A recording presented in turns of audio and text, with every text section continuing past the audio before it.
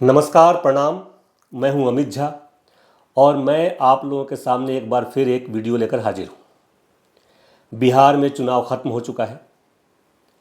NDA 202 सीटों के साथ सरकार बनाने जा रही है। एक बार फिर नीतीश कुमार मुख्यमंत्री होंगे। शपथ ग्रहण होगा कुछ ही समयों में। लेकिन आज मैं एनडीए या शपथ ग्रहण या नीतीश सरकार पे बात करने नहीं आया। आज मैं बात करने आया हूं जन सुराज के कर्ता धर्ता सर्वे सर्वा प्रशांत किशोर जी के प्रेस कॉन्फ्रेंस पे। कल उन्होंने प्रेस कॉन्फ्रेंस किया और प्रेस कॉन्फ्रेंस में उन्होंने ये स्वीकारा कि हाँ, हमसे गलती हुई। वो गलती मैं मानता हूँ कि मुझसे जो भी मिस्टेक हुए, जो भी गलती हुई, लेकिन उस गलती के कारण जनता ने हमें नहीं स्वीकारा। लेकिन गलती हुई है, गुनाह नहीं हुआ है। ये बात आपने जब कहा, आपके चेहरे पे दंभ झलक रहा था। फिर आप पत्रकारों से जिस तरीके से बात कर रहे थे उसमें भी आपका घमंड, आपका दंभ झलक रहा था। और जब तक आप इस दंभ के शिकार रहेंगे, बिहार की जनता आपको नकारती रहेगी। बिहार की नहीं, आप कहीं भी जाएंगे और इस दंभ से बात करेंगे तो वहां की जनता आपको नहीं स्वीकारेगी। एक चुनाव का रणनीतिकार बनना और एक चुनाव में खुद फील्ड में उतरकर अपने लिए लोगों को अपनी तरफ लुभाना या कहना कि मैं बिहार में बदलाव लाता हूं, मैं बिहार में बदलाव लाने के लिए आया हूं, इस दोनों में बहुत अंतर है। आपको यह अंतर समझना पड़ेगा। मैं जानता हूं कि आपके समर्थक कहेंगे कि वो बहुत बड़े ज्ञाता हैं, आप उनके बारे में ऐसा कैसे बोल रहे हैं। मैं ये भी जानता हूं कि बहुत सारे विरोधी मेरे इस बात पर कूद पड़ेंगे कि आप ऐसा कैसे बोल सकते हैं। लेकिन इन सारी चीज़ों के बीच जो मैंने आप में देखा, मैं वो आपको बताना चाहता हूं। मानना ना मानना, समझना ना समझना, ये आपके ऊपर।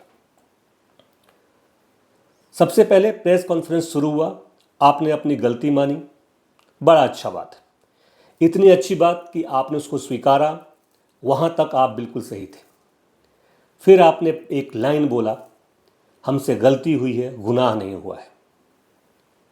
पर वो गलती कब गुनाह में बदल गया है आपको पता नहीं चला है।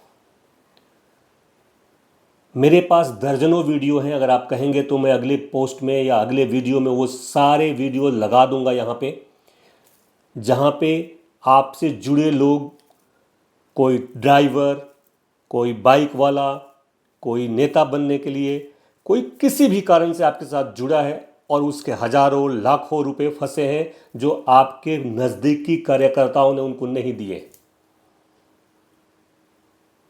वो वीडियो में आकर के बोल रहे हैं कि मेरा पैसा अभी तक नहीं मिला है। यह एक बहुत बड़ा कारण है आपके गलती से गुनाह की तरफ बढ़ने का। आम जनता को आप अगर ऐसा प्रेजेंट करेंगे खुद को, तो ये गलती नहीं, गुनाह है। और इस गुनाह के सबसे बड़े जो आप कह सकते हैं कि कॉलम में होंगे वो आप होंगे, क्योंकि आप ही जनसुराज के सर्वे सर्वा हैं।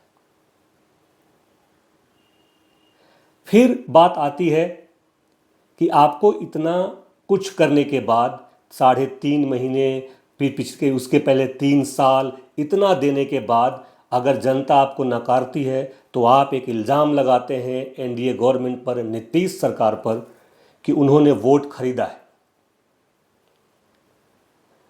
इलेक्शन से जस्ट पहले 10-10 हज़ार रुपये लगभग 1.5 करोड़ महिलाओं को दिया गया। ये आपका आरोप है और इस आरोप को आप सत्य साबित करने के लिए अपने पास बहुत सारे डॉक्यूमेंट्स भी लेकर के बैठेंगे।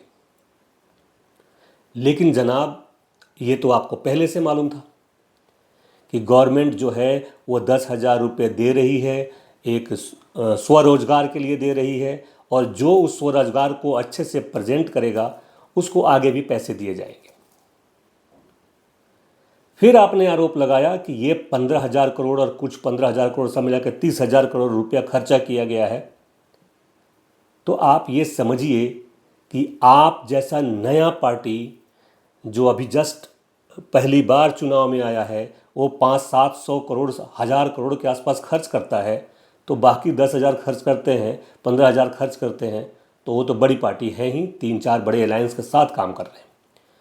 और ये एक बात बिल्कुल सत्य है, हर पार्टी करती है और इसमें कोई गुनाह नहीं है, किसी का गुनाह नहीं है। हाँ, ये बदलाव अगर आप चाहते हैं तो इस बदलाव में अभी बिहार नहीं, पूरे देश नहीं, पूरी दुनिया में अभी बहुत बदलाव लाने की जरूरत पड़ेगी। अब आते हैं मुद्दे पर। सबसे पहले आपने कहा कि वोट खरीद लिया, मतलब आप ये कहना चाहते हैं कि बिहार का जो जनता है, बिहार की जनता नीतीश सरकार के पैसों से बिक गई, यानी कि बिहार की जनता बिकाऊ है। मतलब प्रशांत किशोर ये कहना चाहते हैं कि 10-10 हजार रुपए में 1.5 करोड़ महिलाएं बिक गईं, जिनका पर डे अगर जोड़ा जाएगा तो 5 रुपए के करीब आएगा, यानी कि 5 रुपए प्रतिदिन के हिसाब से बिहार की महिलाएं अपना वोट बेच देती हैं, ये आप कहना चाहते हैं। और फिर आप बदलाव की बात करते हैं। देखिए, इस बात को, इस भाषा को आपको बदलना होगा, कहने के तरीके को बदलना होगा। पत्रकारों से जैसे आप बात करते हैं, जिस दंभ के साथ बात करते हैं, उसे बदलना होगा। और जब तक आप ये नहीं बदलेंगे, मैं आपको इस बात की गारंटी लिख के देता हूं, आपको वहां की जनता स्वीकार नहीं करेगी। खैर, अब आते हैं आपके इस्तीफे की बात पे। इस्तीफा नहीं, संन्यास। प्रशांत किशोर ने कहा था 25 सीट से ऊपर जेडीयू को आएगा तो मैं राजनीति से संन्यास ले लूंगा। इस बात के लिए आपको पलटू कहा जा सकता है। लोग नीतीश कुमार को पलटू कहते हैं, वह एक अलग मुद्दे पे कहते हैं, लेकिन आप विगत कुछ दिनों में जिस तरीके से पलटे हैं वो सबके सामने है। कैसे, वो मैं बताता हूं आपको। आप जिस तरीके के बड़बोलापन की तरह आपने बोला कि बस 25 सीट आएगी, अगर 25 सीट नहीं आएगी तो मैं राजनीति से संन्यास ले लूंगा, और जब आप प्रेस कॉन्फ्रेंस में बैठते हैं तो आप कहते हैं मैं किस पद पे हूं कि इस्तीफा दे दूं। इस्तीफा नहीं मांगा जा रहा है, संन्यास मांगा जा रहा है। वहां के पत्रकार शायद आपसे क्लियरली पूछ नहीं पाए, इस्तीफा और संन्यास में अंतर होता है। प्रशांत किशोर जी, इस्तीफा और संन्यास में अंतर होता है। आपको अगर ये अंतर समझ में नहीं आता है तो फिर ये आप में दिक्कत है। रही बात 25 सीट से कम आने या 25 सीट आने पर इस्तीफा देने की बात, ये सारे बिहार की जनता जानती है कि आपने ये गलत बोला है। आप ऐसा कुछ नहीं करने वाले हैं, आप राजनीति करने वाले हैं और आप आगे भी राजनीति करते रहेंगे। आप जन स्वराज पार्टी के साथ रहेंगे क्योंकि जन स्वराज पार्टी आपकी है। तो फिर आपका यह वक्तव्य पूरी जनता को झूठ लगता है, और जब वो झूठ लगता है तो जनता ये सोचती है इस नेता में और इस नेता में कोई खास अंतर नहीं है, तो फिर जो मुझे स्वीकार है मैं उसी को क्यों नहीं वोट दूं, मैं क्यों इस बदलाव के झूठे चक्रव्यूह में फंसूं। इसलिए आपको ऐसे बड़बोलेपन से बचना होगा। ऐसी और भी बहुत सारी बातें हैं। अब आप सोचिए कि 1.5 करोड़ महिलाओं को 10,000 रुपये देना, मतलब 15,000 करोड़ रुपए के आसपास देना, लेकिन जब इसको डिवाइड करते हैं, आप ही ने बोला 5 रुपये के आसपास प्रतिदिन, इसमें महिलाएं तो बिकती नहीं, आपने अपना बचाव किया, लेकिन आपने दूसरी तरफ से नाक दूसरी तरफ उल्टा छू करके कहा कि 5 रुपये में वहां का वोट खरीदा जा सकता है। ये कहना सरासर गलत है, और ये गलती नहीं, गुनाह है। मैं आपको और भी बात बताता हूं। सबसे पहले जब आप प्रेस कॉन्फ्रेंस करें तो मैत्री भाव से करें। ये मेरी आपसे रिक्वेस्ट है, विनती है, जो समझे, लेकिन ये आप समझें, क्योंकि अगर आप ऐसा नहीं करेंगे तो प्रेस भी आपको लेकर के निगेटिव नरेशन शुरू करेगी, एंड सेम टाइम में आप ये भी कह सकते हैं कि वहां की जनता भी आपको पॉजिटिवली नहीं लेगी। अब देखिए, मैं आता हूं कुछ मुद्दों पर जो मैंने नोट किया है। आपने खुद कहा है कि हमने कितने पैसे खर्च किए हैं। आपने क्या किया, कार्ड बनवाना शुरू किया, उससे पैसे लेने शुरू किए। जो लोग चुनाव के लिए या अपने आप को समझते हैं कि मैं नेता बन सकता हूं, मैं वहां के विधानसभा का नेता बनने लायक हूं, उनसे आपने 15 या 20 हज़ार रुपये का वाउचर भरवा करके लिया। वो भी लगभग लगभग 50 करोड़ के आसपास आपने वसूले या 100 करोड़ वसूले, पता नहीं। उसके बाद कार्ड बनवाने के नाम पे अलग से आम नागरिकों से पैसा लिया आपने। क्या आप उनके पैसे लौटा देंगे? जिन लोगों ने आप पर विश्वास करके 20 हज़ार रुपया भरा और उस 20 हज़ार रुपये को भरने के बाद वो नेता नहीं बना, वो अपने यहाँ का प्रतिभागी नहीं बना, अपने यहाँ का विधानसभा के लिए वो अपना हाजिरी नहीं लगा पाया, क्या आप उसके पैसे लौटा देंगे? अगर नहीं लौटा देंगे तो फिर ये भी गलती नहीं, गुनाह है। आपने चंदा वसूलने का जो ये नया तरीका अपनाया, ये तरीका गलत है। 20-20 रुपये या 10-10 रुपये का जो कार्ड बनाना, वो भी गलत है। ऐसे आप जनता को नहीं जोड़ सकते। ऐसे कुछ कम अनपढ़ या कुछ कम पढ़े लिखे लोगों के आप एक कार्ड बनवा करके ठग सकते हैं। वहाँ पे आपके पीछे, आपके जन स्वराज पार्टी के पीछे ठग वाला शब्द जुड़ जाएगा। और यह भी एक बहुत बड़ा कारण था कि आपसे जनता जुड़ नहीं पाई। ऐसे एक और मुद्दे पे आते हैं। आपने सीधा जीविका दीदियों को धमकी दिया है अपने प्रेस कॉन्फ्रेंस में। प्रशांत किशोर जी, आप ये कैसे कर सकते हैं कि जीविका दीदियों को सीधे धमकी देते हैं कि आप लोग सावधान हो जाइए, आप लोगों ने पैसा लिया है सरकार से और आप लोगों ने एनडीए को वोट दिलवाया है, अब वो 10,000 रुपये को 2 लाख रुपये के रूप में बदलिए और नहीं तो आप लोग सावधान हो जाइए, हम आएंगे।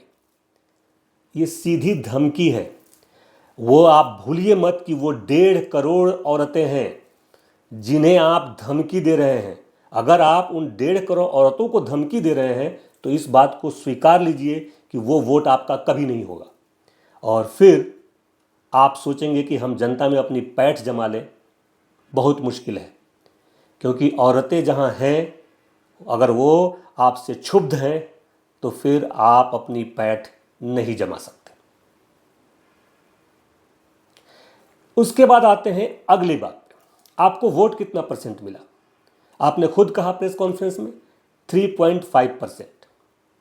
पर मैं आपको बता दूं, इस 3.5% में ज़्यादातर आपके जो उम्मीदवार थे उनकी जमानत जब्त हो गई है। मुश्किल से मुश्किल 5 ऐसे उम्मीदवार होंगे या 7 ऐसे उम्मीदवार होंगे जो कुछ देर के लिए कंपटीशन में रहे, जो तीसरे चौथे नंबर पर रहे, दूसरे नंबर वाले तो शायद ही कोई है। ऐसी स्थिति है। इसको आप कह सकते हैं कि हार नहीं, खतरनाक बुरी हार बोल सकते हैं। 3.5% ये आप कह रहे हैं, लेकिन अगर आप जोड़ेंगे 3.5% भी नहीं, 3.2 या 3% के आसपास आप हैं। लेकिन चलिए 3.5%, ये वोट में ना ज़्यादातर वोट वो हैं जो वहाँ के प्रतिभागी, वहाँ के जो उम्मीदवार थे, उन्होंने अपनी एक पकड़ बनाई थी, उस पकड़ के वोटर थे और वो वोट है।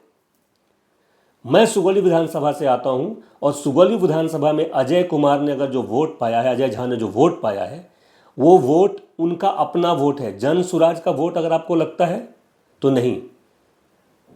अजय झा लगातार पिछले कई सालों से वहाँ हैं, जुड़े हैं, काम कर रहे हैं। ठीक है, उनका पब्लिक कनेक्शन उतना नहीं था, लेकिन इतना था कि वो वोट उनका है, जन सुराज का नहीं है।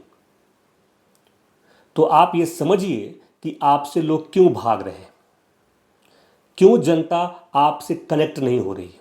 हाँ, एक फैक्टर मैं भी कह सकता हूं और वो फैक्टर ये रहा कि वहाँ की जनता ने ये सोचा कि अगर मैं जन सुराज की तरफ ज़्यादा घूमा और गलती से आरजेडी आ गई तो इस बिहार राज्य का कल्याण हो जाएगा, शायद वो भी एक बहुत बड़ा फैक्टर था कि जनता सीधे एनडीए की तरफ गई। और यही कारण था कि एनडीए 202 के सीट को लेकर के बहुमत के साथ सरकार बनाने जा रही है। प्रशांत किशोर जी, आप एक चीज और समझिए, वोटर आपका तभी होगा जब आप उसके दिल से कनेक्टेड होंगे। वोटर आपका तभी होगा जब आप उससे आर्थिक रूप से भी कनेक्टेड होंगे। वोटर आपका तब होगा जब वहाँ उस वोटर को आपसे एक फ़ायदा दिखेगा। आज के डेट में ये बात क्लियर है, आम आदमी बिल्कुल क्लियर सोचता है। और जो गरीब हैं उनके लिए तो जीवन यापन सोचना है, तो वो तो बिल्कुल जो ऐसी स्थिति में है कि उनको किसी भी तरीके से पैसे आए, किसी भी तरीके से उनको आमदनी हो, और वो तैयार हैं किसी को भी वोट देने के लिए। अगर आप इस गरीबी को, अगर आप इस समझदार लोगों को भी अपनी तरफ मोड़ना चाहते हैं तो भाषा की शैली में परिवर्तन लाना बहुत ज़रूरी है। एक नेता के लिए यह बहुत ज़रूरी है कि वह अपनी भाषा शैली बदले। दंभ भरे वाक्य आपको बिहार का नेता नहीं बनने देगी। अब आते हैं एक आखिरी बात पर। आप कहते हैं सबको 2-2 लाख दे दीजिए, लेकिन जब कोई सामने से पत्रकार आपसे सवाल कर रहा है और बोलता है रुकिए अभी 2-2 लाख का बात अलग तरीके से, तो आप उसको बोलने ही नहीं देते हैं और बार बार कह रहे हैं 10,000 रुपया जो मिला है ये वो एडवांस है और बाकी का 2 लाख सबको देना पड़ेगा, इन 1.5 करोड़ में 5 लाख लोगों को भी दे देंगे तो मैं समझ जाऊंगा। वेट, इंतजार कीजिए। मैं इस बात को स्वीकारता हूं कि पता नहीं एनडीए गवर्नमेंट कितने लोगों को वो 2 लाख रुपए देगी। वो 5 लाख होंगे, 2 लाख होंगे, 1 लाख होंगे या 10 लाख होंगे, मुझे नहीं मालूम, लेकिन ये इंतजार आपको भी करना पड़ेगा। तब आप सवाल उठाएंगे। अगर आज ही आप वो सवाल उठा रहे हैं ना कि ऐसा नहीं होने वाला है, तो फिर आप उसी तरीके से गिनती में आएंगे कि मैं तो राजनीति छोड़ रहा हूं, अगर 25 सीट आएंगे तो मैं राजनीति छोड़ दूंगा। आप ये समझिए कि वो इस आशा में है कि उन्हें 10,000 मिला है, अब अगर मैं अच्छे से प्रेजेंट करूंगा, अपने स्वरोजगार के बारे में सरकार को बताऊंगा या बताऊंगी, तो हमें आगे का 2 लाख रुपया मिलेगा। और ये बात आप जान जाइए कि अगर कहीं गलती से भी, मैं गलती बोल रहा हूं क्योंकि गवर्नमेंट, मैं एनडीए को इस तरह से नहीं देख रहा कि नहीं वो सब कुछ करने ही जा रही है, लेकिन गलती से भी 1 लाख लोगों को भी अगर एनडीए गवर्नमेंट ने 2-2 लाख रुपए दे दिए तो अगली बार जन सूरज इससे भी ज्यादा औंधे मुंह गिरी नजर आएगी। बात मेरी नोट कर लीजिए आप।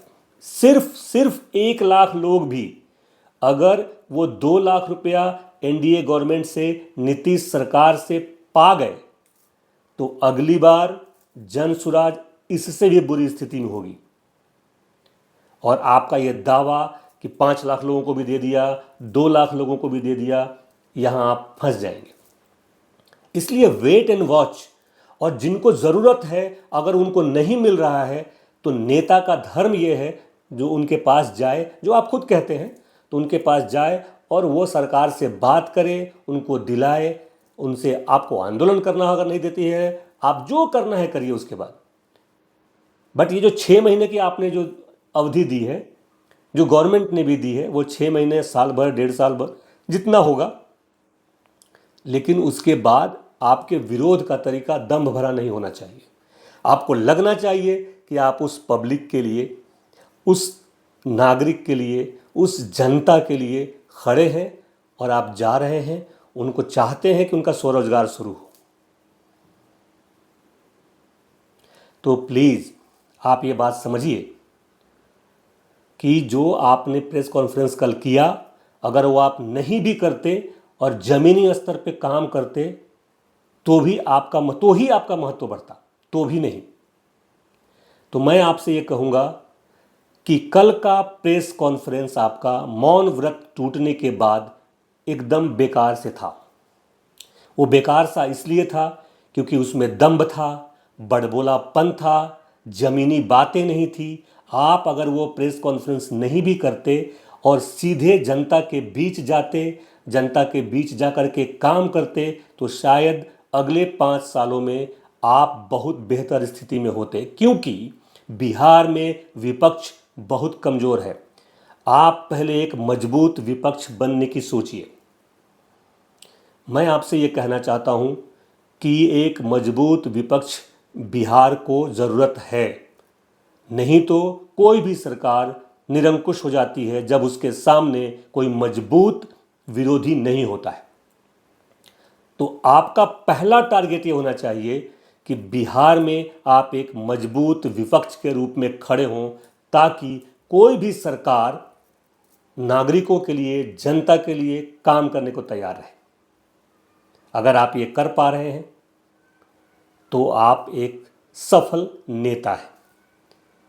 और फिर आपने कहा मैं राजनीति कर कहाँ रहा हूं। जनाब, आप पूरे अच्छे तरीके से राजनीति ही कर रहे हैं। इस गोल गोल बात को घुमाना बंद करिए, राजनीति कीजिए, साफ क्लीन राजनीति करिए और एनडीए के सामने ऐसे सवाल खड़े करिए ताकि वो जो वादा किया है उन्होंने वो पूरा कर सके। और प्लीज वोटरों को ब्लेम करना, घुमा करके वोटरों को ब्लेम करना बंद करिए। ये था मेरी तरफ से आज के लिए प्रशांत किशोर की तरफ एक इशारा, प्रशांत किशोर जी को एक बात जो मेरे मन में आया मैंने कहा। मैं फिर कहना चाहता हूं, मैं प्रशांत किशोर में एक अच्छा नेता देखता हूं जो बिहार को बदल सकता है, जो बिहार का मजबूत विपक्ष और फिर बाद में मजबूत पक्ष हो सकता है। आप इसी से सोच लीजिए कि घर में बैठे बैठे मैंने ये पीला कपड़ा पहना है ताकि मैं चाहता हूं कि आप मजबूत विपक्ष और फिर मजबूत पक्ष बने, लेकिन आप दंभ से निकले, जो जनता है उन पर ब्लेम करना छोड़ें, और सबसे बड़ी बात, आप सवाल उठाने के तरीके को बदलिए। और मुझे बहुत अच्छा लगता है जब आप किसी करप्ट पॉलिटिशियन के ऊपर सवाल करते हैं और कहते हैं मैं उनके लिए कोर्ट जाऊंगा। प्लीज़ आप कोर्ट जाइए, आप सक्षम हैं, आप कोर्ट जा सकते हैं, आप उनके ऊपर सवाल कर सकते हैं और उन्हें उनकी मतलब जो असलियत है दुनिया के सामने ला सकते हैं। अगर आप ऐसा करेंगे, जनता का काम करेंगे, तो आप एक मजबूत विपक्ष के साथ बाद में पक्ष भी बनेंगे। आज के लिए प्रशांत किशोर जी के लिए मेरी तरफ से बस इतना ही। कल से या जल्दी ही मैं आप लोगों के लिए अलग अलग तरीके के वीडियो लेकर आऊँगा। तो मैं अपने दर्शकों से, और मैं कह सकता हूं कि उनसे एक विनती कर रहा हूं कि जल्दी ही मैं सारे अलग अलग तरीके के वीडियोस लेकर के आऊँगा। तो आप प्लीज़ मेरे चैनल को सब्सक्राइब करिए, लाइक्स कीजिए, कमेंट्स करिए, ताकि मैं और उत्साह से आपके लिए कुछ नए वीडियोस लेकर के आ पाऊँ। तो मैं ये कहूँगा अंत में अपने दर्शकों से बिल्कुल एक विनती है कि आप मेरे यूट्यूब चैनल को सब्सक्राइब करें, मेरे फेसबुक से जुड़ें, मेरे इंस्टा से जुड़ें, और मैं अब नई नई कहानियों के साथ, कुछ नए कविताओं के साथ, कुछ गज़ल के साथ, कुछ अलग तरीके की बातों के साथ, एक क्राइम की भी दुनिया के साथ, ऐसी बहुत सारी अलग अलग टॉपिक को लेकर के मैं आपके सामने आने वाला हूँ। तो प्लीज़ आप हमारे चैनल को सब्सक्राइब करें, हमारे एफबी से जुड़ें, हमारे फेसबुक से जुड़ें, ताकि मेरा भी मनोबल बढ़े और मैं आप लोगों के लिए कुछ नई चीज़ें लेकर के आऊँ। आज के लिए बस इतना ही। धन्यवाद, नमस्कार।